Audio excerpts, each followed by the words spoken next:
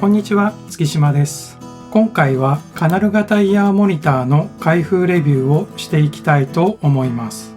イヤモニは初めての購入になりますので、入門用として価格の安い手話 SE215 を選びました。目次です。開封と内容物の確認、イヤモニ各部の確認と特徴、SE215 のバリエーション、購入した理由と目的、1週間使用した感想、最後にまとめです。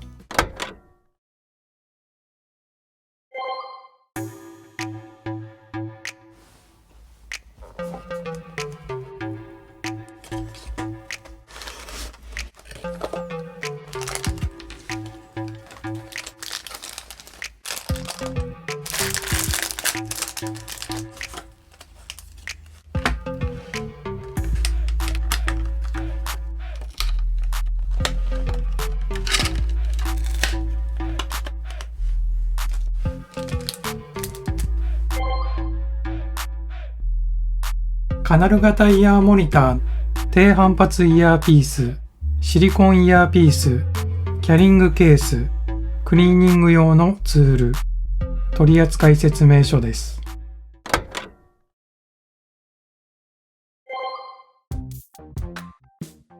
このモデルの外装は透明でクリアなので、中のドライバーなどを見ることができます。ドライバーはダイナミック型です。そしてこのイヤモニの特徴として高い遮音性が挙げられます。ノイズキャンセリング機能はありませんが、周りの音を最大 37dB 遮断可能です。ミュージシャンがライブや練習スタジオなどの大きな音の中でも自分の楽器の音をしっかりとモニターできるように設計されています。それぞれのイヤモニには L、R が小さく刻印されていて、左右が判別できるようになっています。ただ、外装がクリアで刻印が小さいため、ほとんど見えないです。イヤモニのサイズは横約 23mm、縦約 20mm、厚み約 13mm です。ケーブルは着脱式です。パチッと入る感じです。使用中に外れることはないと思いますが、横方向にはくるくると回ります。ケーブルを簡単に交換できることは一つのメリットだと思いますが、長い期間使用していると接続部分が接触不良を起こしてしまう心配があると思います。イヤーピースを外してみると、音が出る先端部分は細いです。ここを折ってしまう事例が多くあるそうです。私も注意したいと思います。ケーブルも本体に合わせて白く透明です。長さは162センチです。ケーブルの分岐部分はしっかりとした作りになっています。パーツを移動することによって分かれている部分の長さを調節することができます。そしてこのイヤモニはいわゆる手話掛けという耳の裏から回して装着する形になります。耳にかける部分には形状記憶のワイヤーが入っていて、自分に合った耳の形に変形させることができます。3.5mm ミニプラグは L 字型です。イヤーピースは低反発タイプとシリコンタイプの2種類が付属します。それぞれ S、M、L の3つのサイズが用意されています。S の直径は約 10mm、M の直径は約 12mm、L の直径は約 14mm です。低反発とシリコンの両方とも直径のサイズはほぼ同じです。低反発タイプは潰して耳に装着し、イヤーピース自体が元に戻りながら耳にフィットします。最初はこのタイプの M サイズがイヤモニにセットされています。専用のケースが付属します。それなりに強度もあるケースです。カラビナが付属しています。中はこのような感じになっています。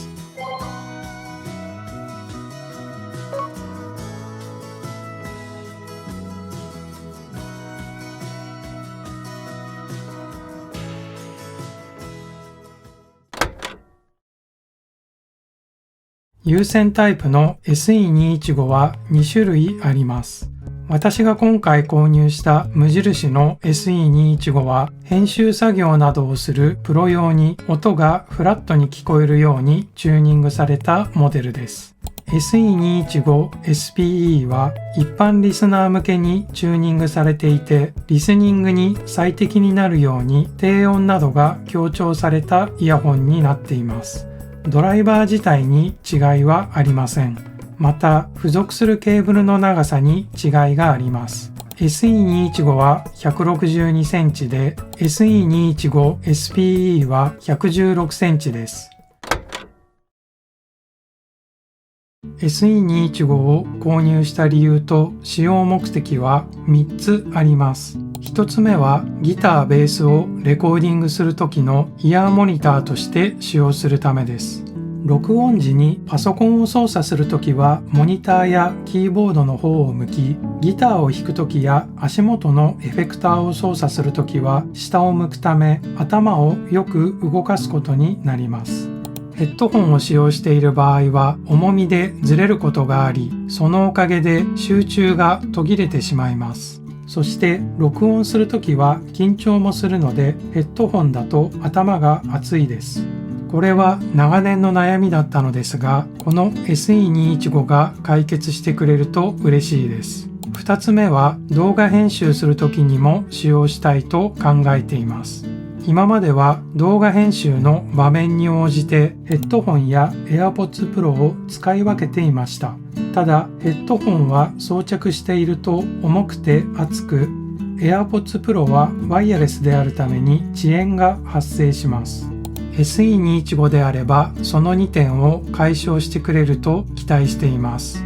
3つ目はパソコンからの音をフラットにしてくれるプラグインの SonarWorks Sound ID のリストにこの SE215 が載っていたためです。今回購入するにあたって他社製品で検討したのはゼンハイザー IE100 Pro とソニー MDR-EX800ST です。どれも評判が良く迷いましたが、唯一 SE215 のみサウンド ID に対応していて、これが大きな決め手になりました。SE215 は発売されてから10年以上経っているロングラン製品ですので、それがリストに載っている理由かもしれません。以上が SE215 を購入した理由と目的です。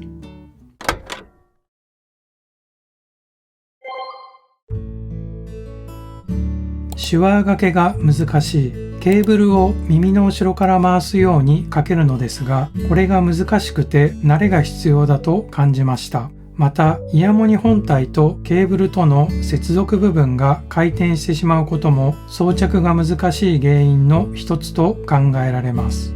私は1週間使用してみて装着することに慣れてはきましたが、素早く装着するのはまだ難しいです。フィット感は良い。耳に装着した時のフィット感は良いと思います。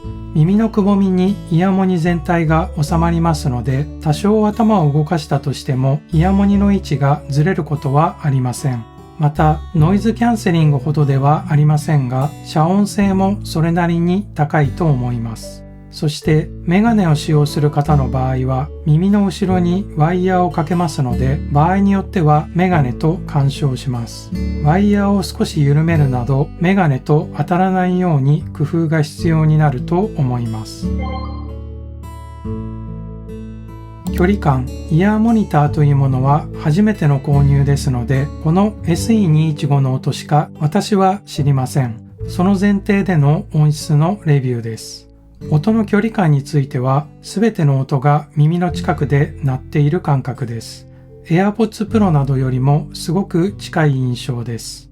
ただ、意外にもリバーブなどの残響音は確認することができます。高音と低音、SE215 から出る音はかなり高音が強いと感じました。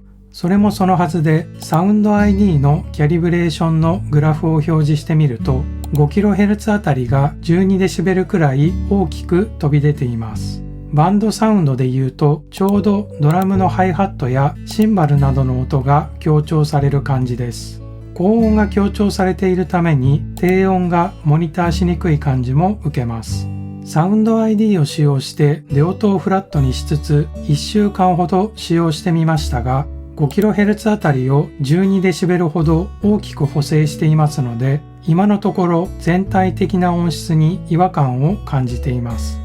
ただ、バンド演奏の中など大音量の中で自分の楽器の音をモニタリングするときには、こういう聞こえ方の方が良いのではないかと推測します。ギターのレコーディング時に装着してみたところ、頭を動かしてもイヤーモニターがずれることはありませんでしたので、これは想定通りで良かったです。